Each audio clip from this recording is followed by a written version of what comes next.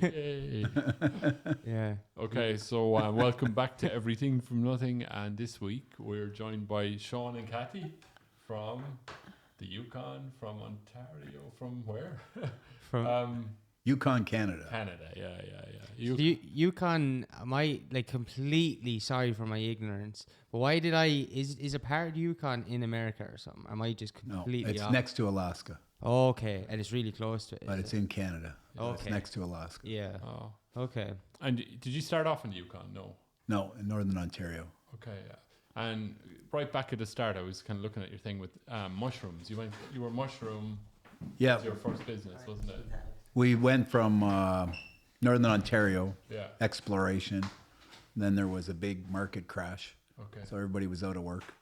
And then Market crash in mushroom or market crash in the world? exploration world. Okay. So So you started off with the exploration world. Yeah. Okay. But during the 2008, that or is this a separate crash? No, that was it was in '89. Okay, right. Yeah, so you were you were working for people exploring for Yeah. gold, is it? Yeah. Yeah, Okay. and base metals Yeah. from '81 to '89, Yeah. and then the market crashed, Okay. and then we're all out of work. Okay. Well. And then someone said, "Oh, you can make money picking wild mushrooms on the West Coast." Cool. And my first question was, "Is it the ones the cops chase you?"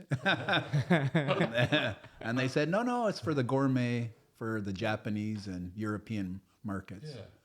So if you were a good bush guy, you could actually, And was actually it a make real living. rare type of mushroom, like, or was it? They were rare at the time. It was called Yeah. the matsutake. It was a Japanese mushroom. Okay. And it was basically they were dwindling in Japan, and they were looking for new markets abroad.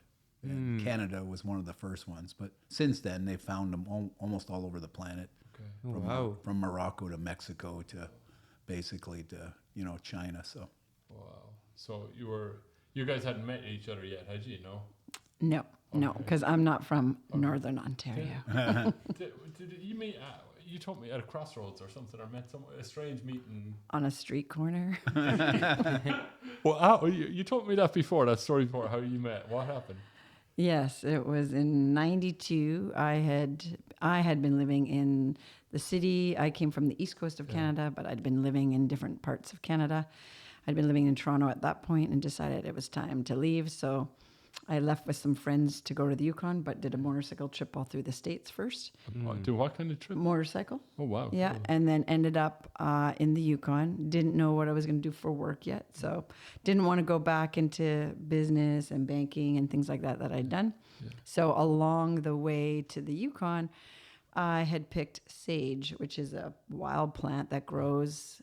Picked a whole bunch, and then actually wrapped them all in nice colors and sold them as sage sticks to all different places, and made a little bit of cash on the way up. And so I met him on the street corner, and Did you buy came over. sage? He did buy my sage.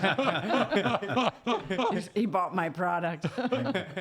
So you'd said goodbye to the banking world and just decided I'm going selling sage. Oh yeah. Well, I didn't know what I was going to do. I was just leaving that world, and I didn't know what I was. It must have going been into. a huge relief to get out of there. It was amazing. Yeah. And as much as I loved the city for what it had, I just knew it was time to Get out of try something different. Yeah. Yeah. So this guy comes up to you and wants to buy some sage. He was very friendly. And I had a little dog at the time that I just picked up. Like everybody seemed to pick up a new dog. And I had this little puppy and sitting at the visitor center because there was nowhere to really go. We were camping in our tent and everything. So he came and then told me all about, he was leading some mushroom picking. And I was like, wow, that sounds kind of interesting. So I don't know what it is, but we're looking for a mushroom picking crew. Yeah. so that's how I was like, sign me up. In your CV into him then. It wasn't even a CV, so that was all good. Yeah. Cool. And so where did you go then? So from there, he was at that, this was in Whitehorse where we met, and then in the Yukon, and then he was in Dawson City. So I was with a few people. So we said, okay, let's go up there. He's up there.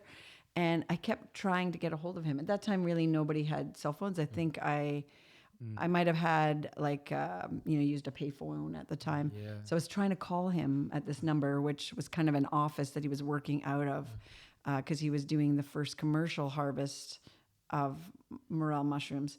And I kept calling and nobody's like, oh, he's not here. So I was like, okay, let's just go there and see. And I ended up walking into town asking, do you know this guy, Shawn Ryan? I hear I'm supposed to have a job maybe. Walking down the street and I come across kind of the compound where they were working out of, and I end up running into his sister, who, Which sister? the youngest. Oh, yeah, Nancy. Yeah. Yeah. And so nobody was too keen to like, oh, who is this woman? Like, what do you want? Anyway, eventually, I don't know where we finally connected there. Maybe playing music. You were going broke. Because also I did busking on the street and playing guitar in my course. So I was playing at the bar for beer.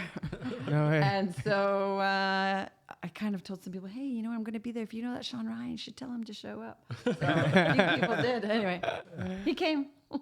And then we took got a her job. mushroom picking. And come here, you said like, so you guys got picking mushrooms, but then you thought you were going to upscale that with a helicopter and all this kind of stuff. That wasn't her idea. Whose idea was that? Oh, that was him. And my brother. Yeah, So a helicopter to help picking mushrooms. Just to get in and out of the bush because it's so remote. Oh, okay. So So There's no road access. so you'd pick out a path using an overhead, like from. Well, a you just helicopter. basically land in the middle of nowhere. Okay, and then, right. Like 10 minutes by helicopter is like 2 days by people walking. So Wow, yeah. and like that must have been a lot of money to do that. it wasn't too bad because it was a smaller helicopter and it was basically maybe on its last legs. So it was like a cheap one. Yeah. And how did that work out? Did it work for you, the helicopter? Worked for about 2 weeks. Then my brother crashed it accidentally. Really? Oh no. Yeah, that's what we all said. I don't even know if Cathy got a ride. I did. I got one. But you know what? Ultimately, it didn't matter because nobody was injured. So that was The good. main thing. Yeah. So we're back to, so as I call that, when we crashed it, I said to my brother, you killed the queen of the chess game. Go anywhere, anytime, any place. Now we're a bunch of pawns. We're going to walk every step now. Glad you're alive. But you killed our queen. That's funny. So you're back to the start again. Aren't you? Yeah. So, but we picked mushrooms for another 3 or 4 years after that. Without a helicopter. What happened with the crash? Like, did people have to come out and rescue? Was it far into the bush? Yeah, it was far enough, but we could basically like we I think we walked out. Like we had another camp up in the bush there. Yeah. But we did have to get a helicopter to come out. And then we had to reevaluate, and then it took about 3 years to pay it off because we had it underinsured. Shit. Not listening to my lovely wife. Because he was always like, what's the worst that could happen? An engine problem. I was like, really? That's the worst? We think very differently. I thought a starter, a fuel pump. What could go wrong, right? But we learned. Yeah. Put your nose down. Continue on. Yeah. And like, so you give another 3 years picking mushrooms after that, was it? Yeah, we picked until 96, right? Till then Cathy got pregnant with our first Yeah. daughter. Yeah. So then I said, well, I guess we We can't. picked that summer as well. We can't be a bunch of vagabonds walking like gypsies and traveling, looking because the mushroom pick you're always on the move every 2 or 3 weeks, camping somewhere new and seeing. Oh, so you're camping and everything. Yeah. Yeah. thing. Oh, yeah. Wow. Like, camping in rain like this, right? Oh, With wow. a tent. And if you're lucky, you have a little wood stove to dry out. Yeah. And it's like, it's pouring rain. The summer pick is not like that, but And how, when do you get to a stage where you feel like how many mushrooms or which weight of mushrooms you need before you say, oh, this trip was worth its time, let's go back?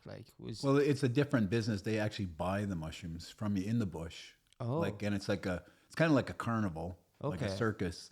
There's Yeah. about 5 or 6, like literally like everybody has generators and there's a bunch of buyers with a bunch of cash. Whoa. And there's probably some campsites have about 1,000 to 1,500 people. Whoa. And then they pay cash every night for your mushrooms. So you go and weigh your mushrooms off, like you bring Wow. your baskets, and they look at each individual mushroom. Wow. Those were the Japanese ones. They were super expensive. So Yeah. So some of the ones that were the size of a light bulb could go for $8, $10 a mushroom. Wow. Depending on the price. Yeah. And it was so they would basically pay you cash, and then every night. And so it was kind of interesting because, some guys, they had people renting showers. People were selling bread, and like there was other people. So it was a lot like the Klondike Gold Rush, as we call it, because there was all these people selling to the people going look. If there was money being made in the mushrooms, those services were all there. And the more the mushrooms, usually the cheaper the price, but still people were making money, right? If there wasn't a lot of mushrooms, then people didn't stay too long in one place. They'd have to keep moving. And so you're saying, like, for example, like if one mushroom's like you sold it that night to someone from Japan for $10 or whatever, like what's the turnover look like for when they fly that back to Japan and go to a restaurant? How much is that? Within 48 hours. In 48 hours from picking. Yeah. They paid you in the bush. Yeah. Within 24 hours, it was in Vancouver in southern Canada. And then within another 24 hours, it was repackaged and sent to Japan. Wow. And then that mushroom, literally, it was like there was a bunch of like the mushroom was actually an ancient thing for them. Like it was over 4,000-year-old culture. Okay, right. So it's in their culture, they had a priest bless the ground before you picked it in the bush. Yeah. And then you had special pickers and you had special porters that carried the mushrooms back. So, but in Canada and in the States, you could just pick it like. So it was but it was more for the gourmet mushrooms. And so it's kind of, they said like the price fluctuated every day. Okay. So it was same with, it was it was called the commodities market, like the stock market. And it was just like oats and oranges and stuff like that. So, but some days your mushrooms were worth like $20 a fresh pound. But some days they could be worth $200 a fresh pound if there wasn't that many mushrooms in the bush. Wow. So, but they were always, that was the weird part there, or the difference from today. They were buying 3 or 4 days ahead of the market because, so they were taking a chance. But it was mostly who started the business in Canada was the fish buyers on the West Coast that were actually selling the salmon to Japan already. So it was a natural progression. But like I say, at the beginning stages, the 80s, the late 80s and early 90s, they didn't know where these mushrooms existed in other parts of the planet. So, but it was kind of the Wild West, but it was, guys, some days, you could make almost $1,000 a day some days, That's really interesting. And you were telling me it's related to forest fires. Well, no, that was, so the Japanese mushroom is in an old forest. Okay. And then, so once we got onto the picking, there was another mushroom called the morel, and that's this one that comes up after forest fires. 1 year later. 1 year later. So then that's on the West Coast, and that's almost across Canada also, depending on the weather conditions. But the idea is that one, you could start picking basically in the States, usually it's sometime in March, but by the time it hit the Yukon, it was usually June 1st, the first week of June. Wow. And how did you decide you'd had enough of mushrooms? Well, we didn't. It was when Cathy got pregnant. Okay. We said we can't do this. Go. We could, but not good. Yeah, It was just you had to make a choice in lifestyle a little bit, right? You could do it, and we probably would have had a van or something, changed it up a little bit. But I was gonna. She'd be, or if we take the baby in the bush. But the idea is that you were basically the lifestyle is you're always on the road. What was the new plan then? Well, the new plan was going to be, because we were in Dawson City, picking our morel mushrooms in the spring around there all the time, and then taking off picking the fall mushrooms up and down. But we'd always come back in the wintertime. And so then we decided, we were living in Dawson City, right across from the creek where they found all this placer gold, and that was where the Klondike Gold Rush. So we just decided to say, well, if we could find mushrooms that are dormant for hundreds of years, and if you prepare, you could find them. They all pop up like out of nowhere, like magic. Well, why don't we try looking for where the source of the placer gold came from? Like it was kind of an innocent little, well, let's try it. It's only going to take 2 years. That's right. That's What did you tell me? Well, we were in an old tin shack. Like we lived in an old turn of the century cabin, 1901, Wow. with sawdust walls and basically wood stove. 365 square feet. So, we lived in for 6 years. So it was really cheap. So but when she got pregnant, I said, okay, well, we could do this. And at the time, that was 96. I said, a good story we could sell today in the exploration world for looking for gold. So I'll do my research and we'll go out and find some ground and stake it and then sell it. And then that March of 97 was was one of North America's worst mining fraud schemes called the Bre-X. Shit. And there went the good story idea. Yeah. Like all markets were crashed. Yeah. Nobody believed the good story anymore. Yeah. So I told the lovely wife, well, I guess we're not leaving. We're not leaving. So I became the cleaner, the bailiff, the daycare worker, whatever was to snow shoveling. We had two choices in life. We could give up right now and then. Yeah. And I told her, well, if I give up now, I'll become the baker, work the night shift, get 400 pounds. Or we dig our heels in and everybody's leaving the bush. Now let's jump into the bush. Whoa. And it take a few years to research it and come up with some good ideas. And then if we stick to it, we might be able to get through this. Wow. So we stayed about 6 years in the old tin shack. Yeah, 2 kids eventually, 2 dogs, and yeah.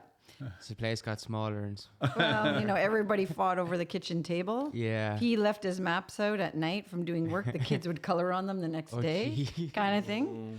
And it was like, it was simple living. Obviously, we had an outhouse. We had just a wood stove. We hauled water. Like there was no luxuries.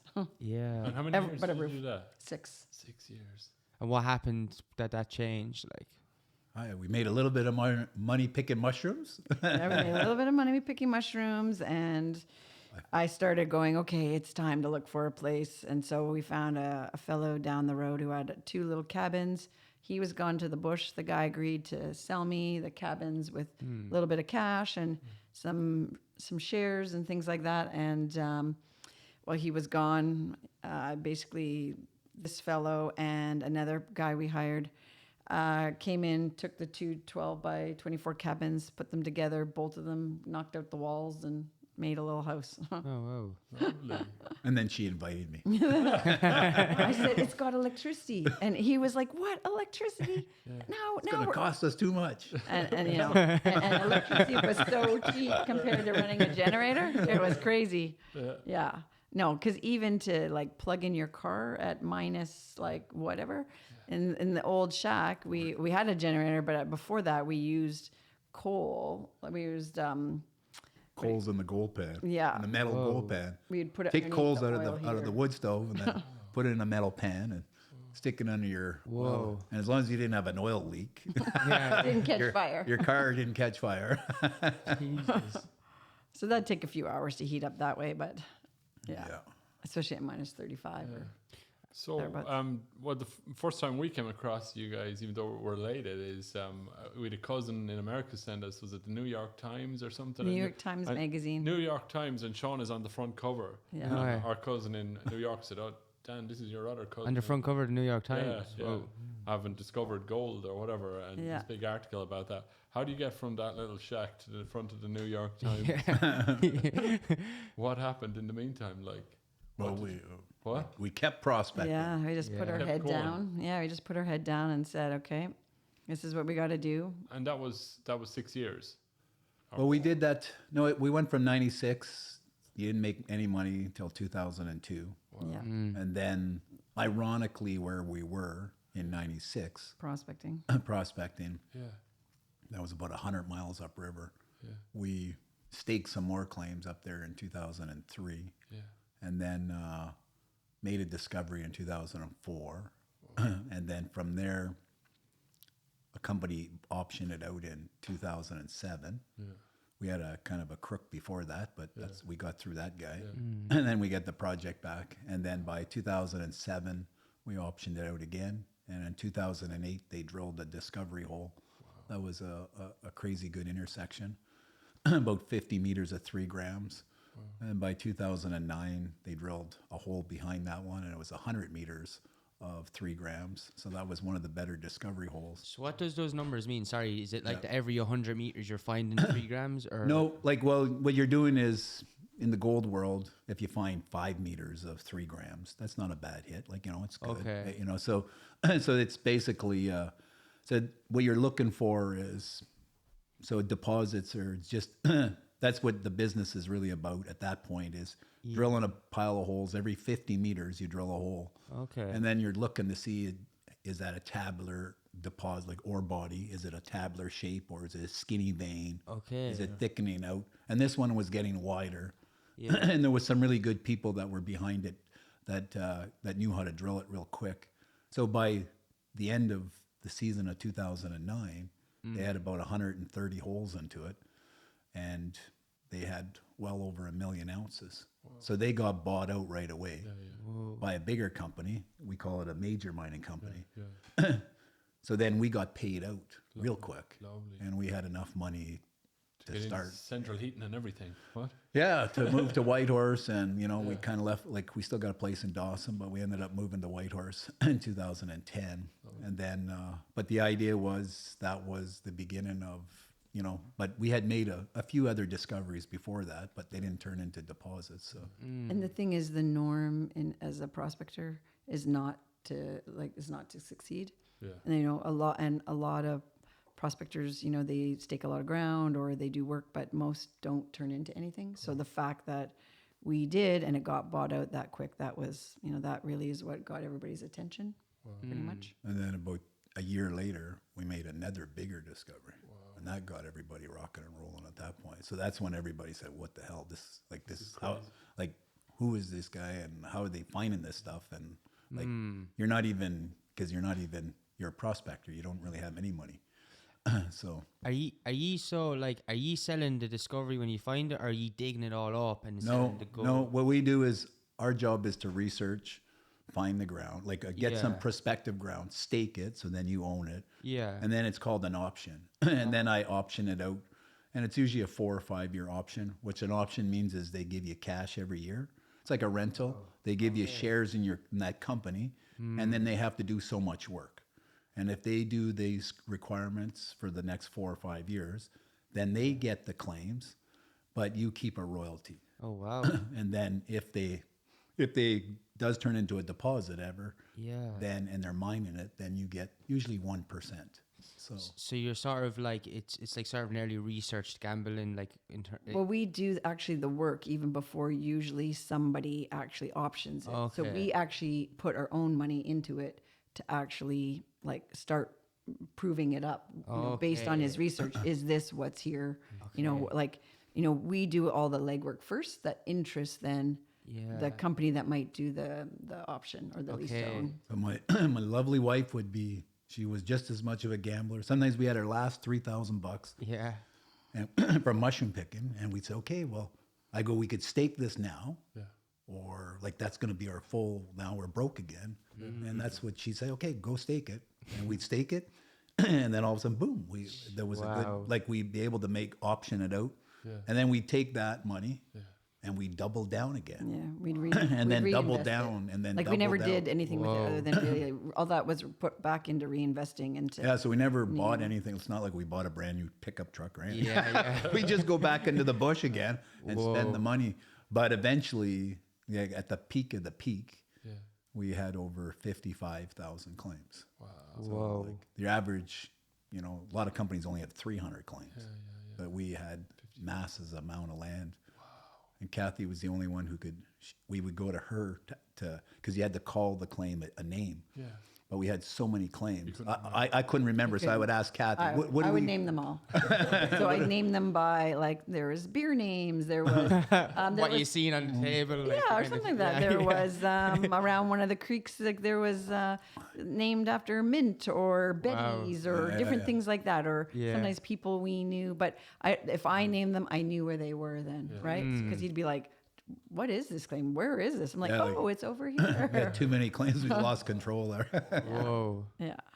So. And are you still in gold at the moment? Or are you, and how much has it changed since then, the height of it? Well, now it's pretty well the same. You got to go in the bush. Okay. You gotta stake your claims. So we're the only guy, in Canada, it's one of the last spots. You physically have to go to the bush and put posts in the bush, walk the land. to basically become an owner of the claim and record them. But but we're kind of winding down from, we call that the hard rock world. Yeah. And we're now doing basically. So we only have maybe 2,000 claims left out of the 55,000. Oh, wow. So now we're mostly doing this, what we call placer gold now. So it's Okay. gold in the creeks, and it's a different kind of game. Yeah. It's not you don't option that to the bigger mining companies. Yeah. It's more for either smaller operators or yourself. And we're mostly doing it for ourselves right now. Okay.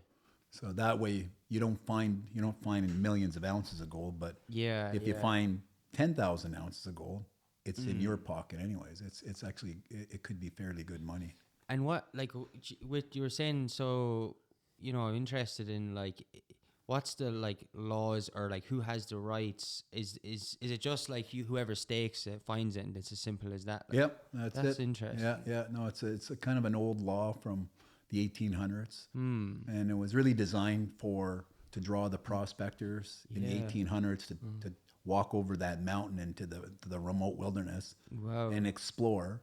So they gave like oil and gas, you basically bid on certain land. Yeah. But the mineral rights, you actually go out physically stake it, at least in the Yukon. Yeah. And then the idea is that it's cheap enough that a prospector, $10 gets you a claim. And a claim is basically almost 20 acres up there, or hectares up there. They had to make it cheap enough to draw the prospectors into that district. It looks wild enough, kind of a life. Even what you're doing now, you were showing me like pictures of digging those holes and the bears, and you're living in kind of a camp. And Tents, kind of wall tents. You're still doing scary. that at the moment. No, that's still the way it is. So the only difference now is we have our own helicopters. We could afford basically pay the gas, and so And do you still have bears calling to you or any? you got to watch. Like, so now since then we've designed a bunch of, like, we have bear fencing that you put around your camp, Whoa, so the bears don't come in at night. Around the kitchen tent, and so we've learned a bunch because we had so many people working for us. We had to come up with like we call it SOPs, standard operating procedures. How to camp and how to deal with a bear if you bump into them. Digging those holes looks torturous as well. The ground is frozen. And that's placer gold. So placers are a really unique business, and that one, it's like an old from the turn of the century, where it's the same thing where you're almost now, instead of steaming or burning your way down, we use pluggers and we have generators and stuff like that. So it's a little bit easier, but it's still hard, and it's still like the only way to know how much gold you have in placer gold is to get to the bottom of the creek, which sometimes could be 20 or 30 feet deep. So you have to take all the topsoil off to find Well, we dig a shaft, and it's kind of like a well, and it's usually a 4x4 shaft, and then you go down to the bedrock, and then all the gold lands on the bedrock. Okay. So that's why you have to get to the bedrock. Is it just one man down that shaft with a shovel? That's all that would fit anyway. And digging a shaft down the depth of the room here or whatever more. I mean, that's what the old timers did during the gold rush, but most of them only had one claim, right? That's physically, that would take them a long time, right? I mean, the modern tools that we're able to use make a big difference, but it's still. How long would it take you to get down 3 meters or 4 meters? Well, you get about 3 feet a day. If you get a meter, that's 2 guys, 3 guys working together. And you have to heat the ground to do it. Well, now we have pluggers, so that helps us to get through the muck, because the muck is frozen solid. Okay. And so, like, not even a big 300 hoe excavator can't break its way through. What's a plugger? So a plugger is like a concrete, a jackhammer. Oh, okay. So we jackhammer our way, and that works quite well. So that's a modern day technique. But then once you get to the gravel, now you still have to steam your way. So we actually have to put a steam point. You make a boiler out of a propane tank, and then you basically have a steam point that's a 3 or 4 foot basically rod that you pound down, and then you turn the steamer on, and then that basically thaws the gravel around in about a 2.5 foot radius.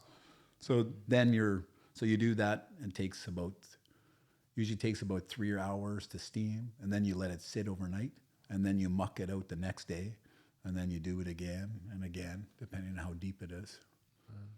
So it's so interesting. Like, that's mad. Like, and do you? Why am I? You know, and it'd be interesting to hear from you firsthand, because you hear all this, like the gold is the most reliable thing, like in terms of whether market, like it never drops. Is that true? It's just Well, it's up and down. Like, so that's the big thing about gold is that you can't print it. There's only a limited supply. But when we started, gold was $280. Yeah. Okay. So nobody cared about, like, nobody really cared Is about that per gram or what's that? that was per ounce. Oh, per yeah. ounce, 280. So now it's 16 it's almost something. $16.50 today. Yeah. Oh, whoa. Yeah, Yeah. and that's well. But that's- it's cost more to get gold out. But as well. the big point. Okay. So what happened was gold came back up in life. Like from 2002 was $280, and then it's been gradually going back up again. But the interesting part is that they said is like the analogy they like to show gold is gold at the turn of the century to basically create a man's suit was an ounce of gold back then. Yeah. And then today, like an ounce of gold buys you a suit also. It's like it kept up with inflation in that sense. So it doesn't, so that's why there's a like, and then historically it was the governments, you know, they had to have 10% or so much percent of gold in the bank to, so it limited the amount of printing they could do To back the currency. to back the currency. And our currency still backed by gold? Or No, well, this is what the Americans just blew in the last, especially 2 years. Like they printed, so they took that out of the system When the a 70s. few years. Yeah, like it might have been that far back. Yeah. But now they've printed so much money, so that's why a lot of the people watching this, the Economist type, are watching this, going, gold is still gold, and money, if it's printed too much and there's no backing, well, it could be kind of like toilet paper. valueless. That's so Yeah. interesting. But still, lots of parts of the world are still like gold is the value and the standard of a lot of living. So it's a different. So, but you have to kind of believe that gold. So they all suspect gold might go up to $3,000 an ounce here in the next 5 years. So we don't know where it goes, but the idea is that you can't worry about that. You got to find it first. Yeah.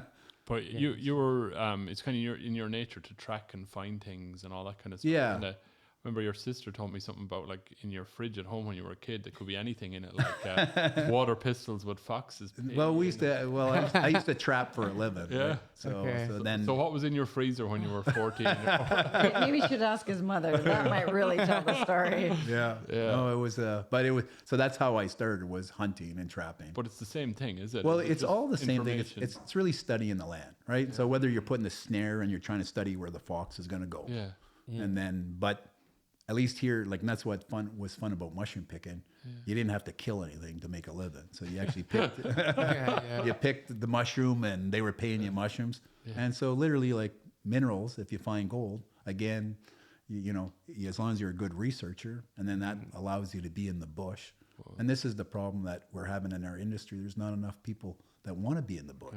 They all want to work on a computer. Yeah. So if you love walking the bush and don't mind dealing with a bear every once in a while, cranky bear, but it's okay.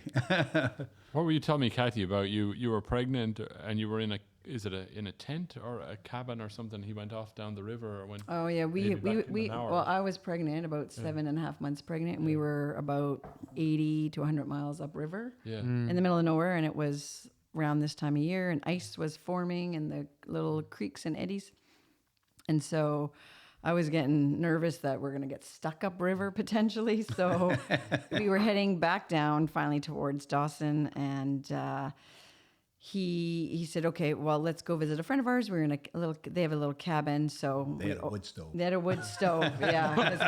They had a wood stove. We had no fancy boat, and I was like he didn't want to bundled show up. you a good time, huh?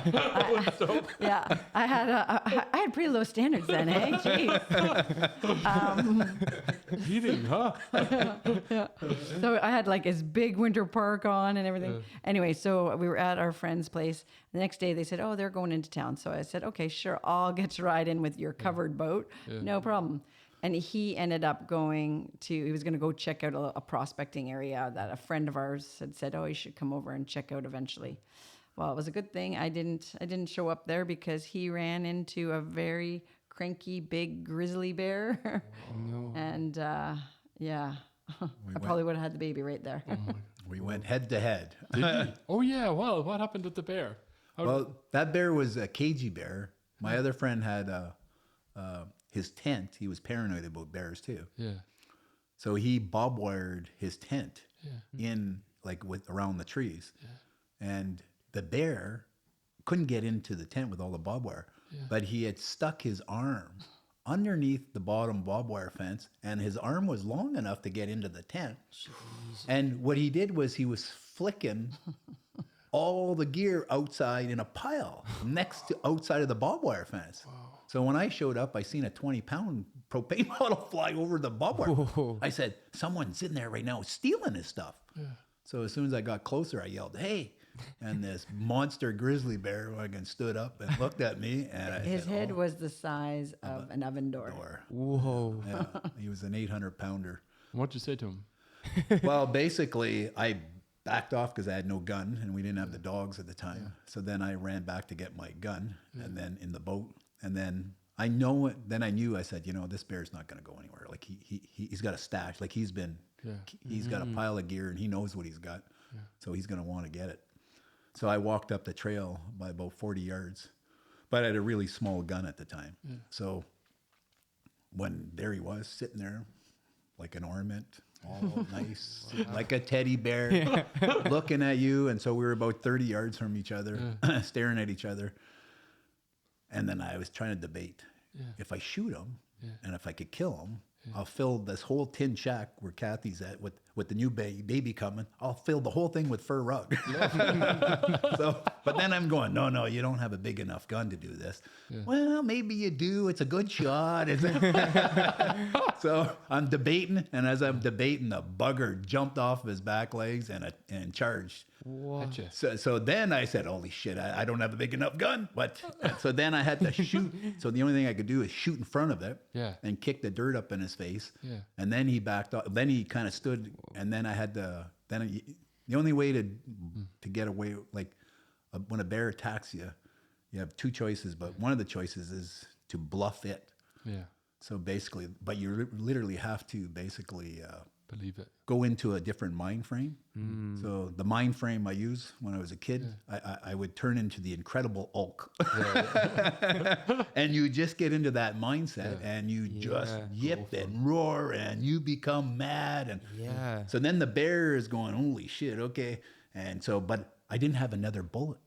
That was my problem. So I was really bluffing. And so, because I couldn't load it up quick enough because he was already getting too close. But he basically, they are smart enough that they don't want to get hurt. Even if I hurt his paw, even though he's an 800-pound animal, he could die that winter. So they do understand a little bit. They're cautious a little bit. Whoa. So he basically backed off, and then I jumped on his spot where he was and yipped and yapped and made sure that I got to be the aggressive guy.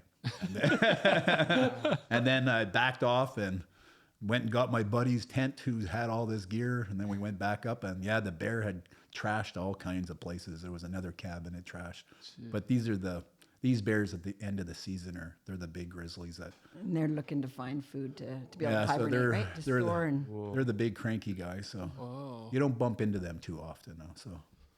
That's mad. Yeah, because I seen a video the other day. It was a guy, like, I love people, like, I like rock climbing. I was watching this video of a guy rock climbing. I don't know where he was. It was on his own, up high in mountains. And he's climbing. Then he starts screaming. It's like on the camera's on his, like, helmet or whatever. And he starts screaming. You don't know why. And this bear just jumps at him, like, and he's, like, up a real vertical thing. But he did that. And that's what I found interesting. I was like, this guy probably didn't even learn this. Like, you might have read it. Like, his natural thing was this roaring and screaming that I'd say he didn't even know he could produce that roar. Yeah. And he, like, kind of just kicked the bear down, and the bear, like, was trying to run back up, and he's, like, naturally started roaring more, like, deeper and, like, louder and crazier. And like you were saying, it was actually crazy. And then the bear kind of looks, it was like, no, I need to back off. And it was interesting, like, that it seemed like it was natural in this guy, like, it's a natural instinct, like a fight or flight thing, or, like, you have to go for it, like. It's kind of like the analogy we use sometimes is like, and usually they're younger bears, but the big bears are big older bears sometimes too. But usually, like, if a black bear comes at you, that's like a young punk, like a 20-year-old coming out of the bar at 2:30 in the morning there. So you just have to, you can't back down, and you just have to basically go be aggressive with the bear, Yeah, yeah. and then you're let alone. So That is a good analogy. That's funny. Did you ever? I don't know. Maybe this is what you were saying earlier when something about the gold crash. And there's a movie, and I could be getting the name wrong. It's either called Gold or Gold Rush or something with Matthew McConaughey. yeah, that was the Bre-X scandal. Is that what that So was? Yeah. it wasn't that great of an accurate depiction, really? but that's what it's based Yeah, on. Did they undersell the movie to the truth, or did they oversell it? Like No, because what happened Really? in the reality of the market was, you buy this penny stock, it was 25 cents. Yeah. That stock got to $300. Everybody across the planet thought it was really real, and it was getting bigger. So everybody and was not buying. Just everybody, like people wise, But financials, like banks, they were- everybody yeah. was buying it. And it didn't matter if there was gold there or nothing. Well, no, but they just assumed it they was. assumed it was. He was saying it. based Oh on the yeah, reports. yeah. And all that guy did was take something like a salt shaker, Oh, I Yeah. remember that. and they were crushing to save money. They were crushing the rock Yeah. before they sent it to assay, and the guy knew how much of a pinch to put in, so that it didn't look too rich, but it looked like it was rich enough. Yeah. And that guy, they never found him. They said he jumped out of a helicopter. 'Cause that's what they show in the movie, Yeah. isn't it? Yeah. But he, they could have threw a body out, and he could be on a beach somewhere. 'Cause Yeah. He would have made billions. This guy, right? Because there was so much. But there was a whole new law written because of that. It put our industry back by about 4 or 5 years. But they literally wrote a new law system to try to prevent that. So were you prospecting during that time? Like, Well, that's when we were in the old tin shack. So that was when I Just told. before- we began just before That's that crash. So that's when I said, "Oh, a good story selling today." Yeah, okay. Because the Bre-X was now going up in price and up in price. I said, That's mad. "They have a good story." So in effect, like after that, it actually like nobody wanted to believe anything you said, Yeah, right? yeah, Everybody was so cautious not to get caught in some like, oh, this has got to be too good to be true, right? And so, Yeah, no, it changed the industry quite a bit. but it made us actually have to work harder, which was good, and actually prove to ourselves and make sure we did everything right. yeah. So that we could stand by and say, yeah, this is exactly Like what when you sample the ground, you have to tag it so that if you take someone to visit your sample site, they can see the tag. And there was a whole kind of science put in behind it after. That's so interesting. Like, it's funny. Like, I don't know. It's always so interesting when one person could crash the whole thing like that. It's crazy. Yeah. I love that film, but it's interesting. So you're saying they didn't do it justice to how bad it actually was. That's Or- right. Well, wow. they didn't show that people the stock went to $300. Like that's Yeah. unreal. Like we don't even hear about that today. Like if a stock goes to $3 today, that's a good stock. If Yeah, it gets bought yeah. out, or even some stocks went to 20 or $30 this year and got bought out. But usually, so they went to $300 and they were still going higher. And then they got and then they twinned the hole. So a company bought it and went to twin the hole. Yeah.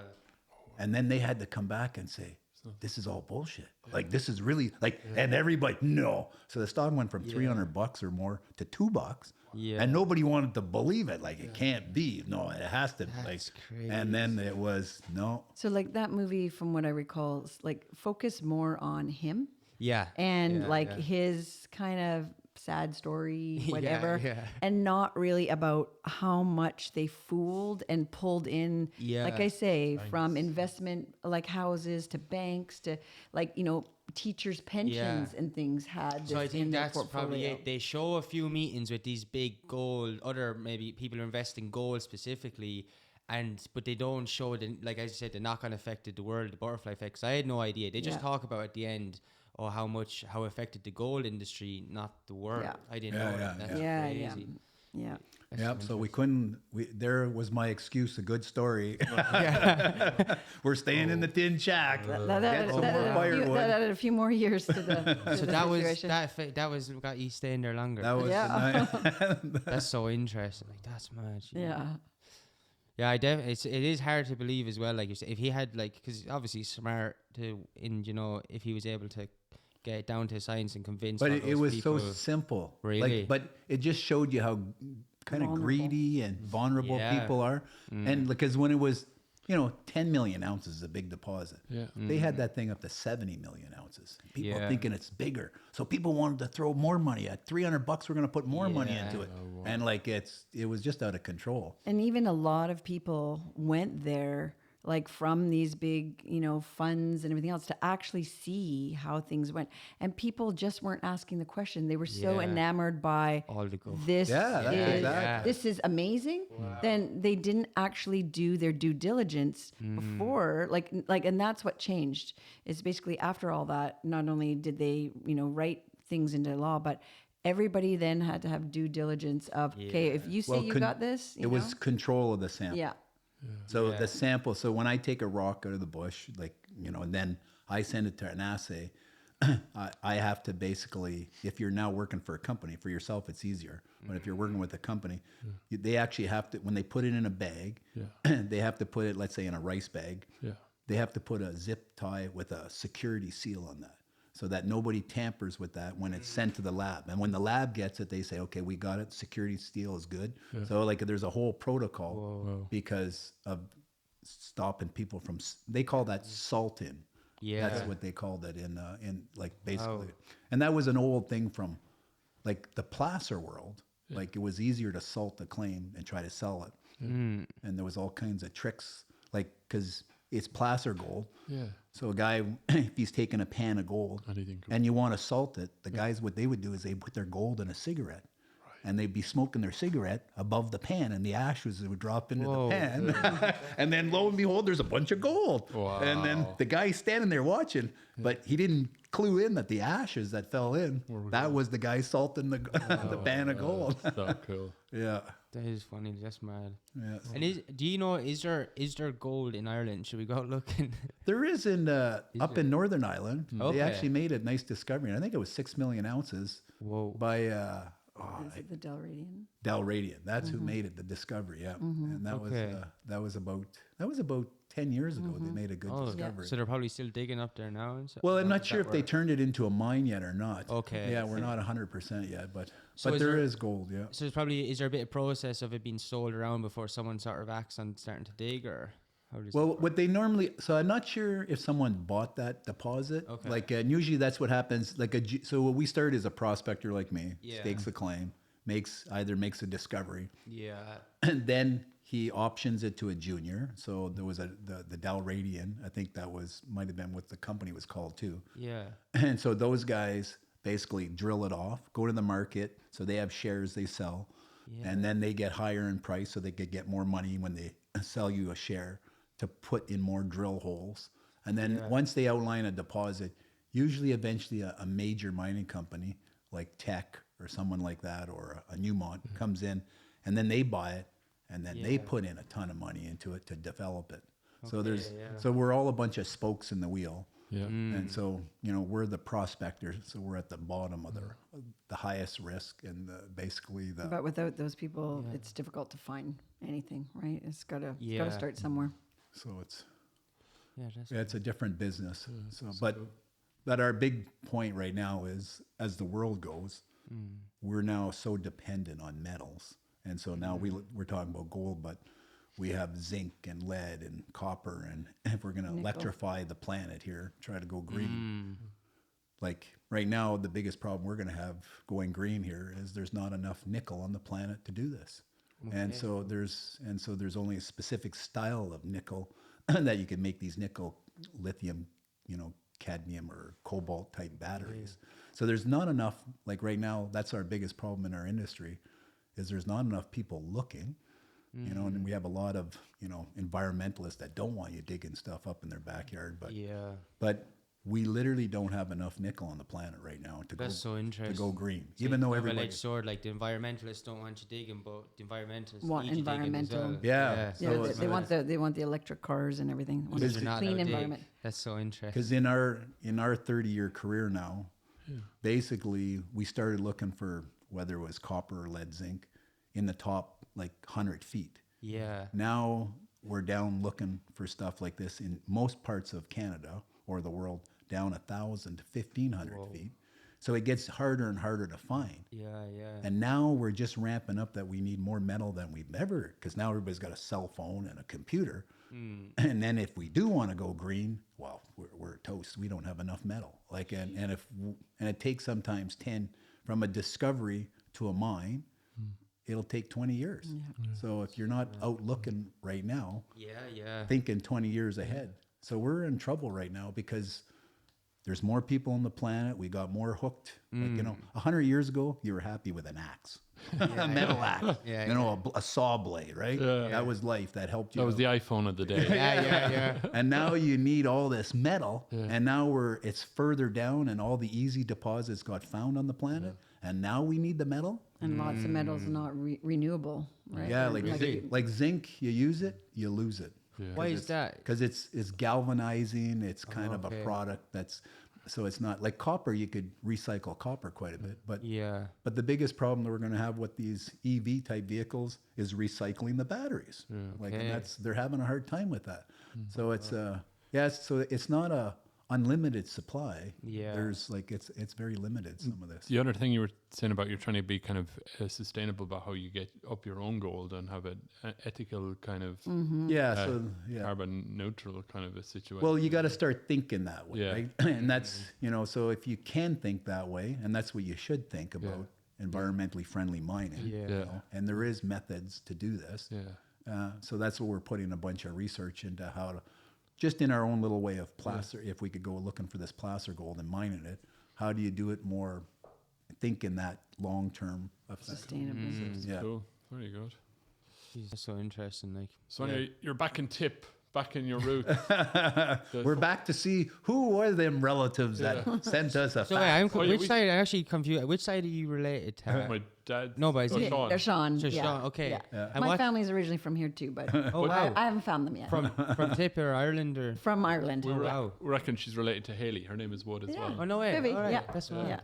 But so you got a fax off my dad. So in 2011, a fax came through from the funeral home paper saying Funeral home in Tipperary. I think we have relatives in New York that we think we're related to you. And I was like, oh, okay. They're looking for a paycheck. Money. They're looking for a They paycheck. read the article. Okay, it's brought out some people here.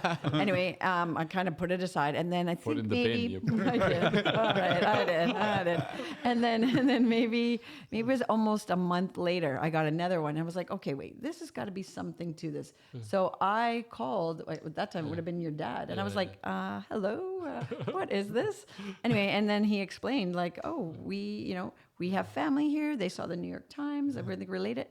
And so that was 2011. And then when we finally did kind of connect and everything, we said in 2012, Shawn's parents had their 50th wedding anniversary. So we said, hey, let's come over to Ireland. And we connected with you then. And you said, hey, come and stay here. And the whole lot of us showed up here, sleeping on the floors, on the couches, on everything, which was amazing. And we compared to the tents. Oh my God, we're pretty easy going now. We sleep on the floor anywhere. But we didn't realize how much family there was for his dad. Shawn's grandfather was born in Ireland, and his grandmother as well. But his dad was born in Canada, and he didn't really know. He's got several siblings, and some of them keep in touch with family in Ireland. But his dad didn't know he had cousins or anything. And through Hugh's dad, he basically set up meetings and connections with family. And we went to one of the meetings was in Dublin, where there was a cousin of Shawn's dad that showed up, who was identical looking to his mom. He had no idea he had cousins, first cousins still alive. I mean, it was such an emotional thing for him to see this. And, and ever since then, I've stayed in touch with everybody. So we met over 100 relatives that we kind of all pulled together at the Horse and Jockey. We said, enough of trying to do this story every time I meet someone. Let's put on a show here. And do one talk for everybody. So we had 100 of them together at the Horse and Jockey for, here's who we are. Here's what we've done. We had a nice slideshow. Yeah. There's a door in the Holy Cross Abbey that Dad used to show me as a kid that your cousin paid for this or whatever. Oh, yeah. So I think that's either Shawn's dad paid for this that's right. No, it was Shawn's grandfather. Shawn's dad's dad paid for the... Is it Teddy Ryan was his name, or what was Teddy. Yeah, Teddy Ryan. it's a plaque on the doors, and it's from Canada. Like he paid sent the money from Canada to pay for the door on when they were renovating the Holy Cross Abbey. So that was cool. And they'd never come back once they went to Canada. Yeah. And so why did they move originally? Do you know? That was in 1928. Okay. So they were looking. He went to work in the mines in Canada. Okay. So it was a work over going to work. Oh wow. Yeah.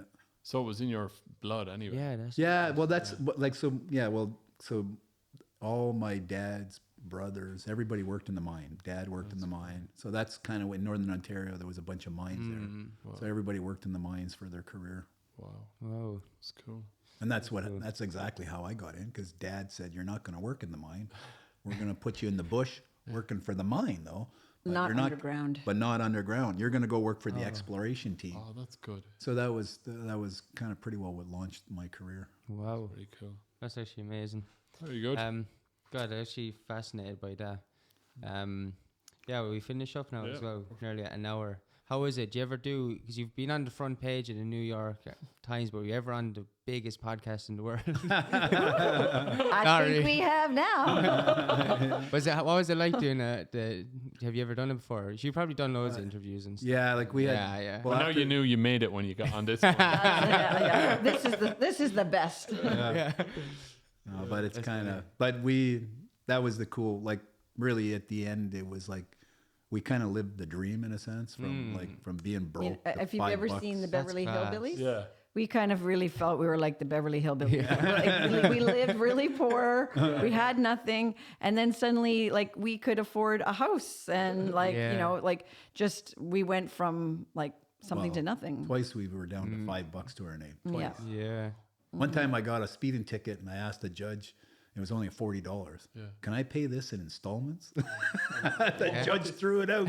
Said, "Poor guy." But that's the fun part about. We've been very fortunate. Yeah. Very fortunate. And I have a lovely wife that puts up with it. Yeah, it's funny like that. You need that patience and faith. Like when you're like gambling like your last money, like essentially gambling like your last money on that. Like I feel like for good people with persistence and patience, probably lots of patience, it works out in the end. It seems to anyway. But I think that's the hardest part, the faith and the patience. Well, the big thing, and that's what I tell people, it was really the mushroom picking. Yeah. Because the mushrooms, like when you research it, especially the morels, they're dormant for hundreds and hundreds of years. That's crazy. And so you actually have to believe the crop and study it without seeing it. Yeah. And then believe it's going to come. Yeah. Get ready. Yeah. And then when it hits, it's only there for about 3 weeks to a month, heavy. Yeah. But if you're not ready for it, you'll miss it. Yeah. So, but you actually have to pre-plan and get ready and believe it's going to come. Based on like prophecy. Yeah. And so I said, if we could do that with a mushroom, why can't we do this with gold? Yeah. But I think we were able to pivot easily and quickly to like, jump over here. It was the same business. Yeah, it's the same kind of business. And, we're willing to pick up work doing different stuff if we need it to. So like we weren't stuck that this is the only thing, like, we're not doing this if this doesn't work. Like, we're pretty flexible. Yeah, that's cool. Yeah, thanks a million for doing this podcast anyway. Thank you. Thanks for having us. Yeah. Thanks everyone. All the way in Ireland. Yeah. Thanks everyone for watching. If you can, hit the subscribe button. We'd appreciate it. And see you next week. Bye. Bye-bye. So that was cool. Are we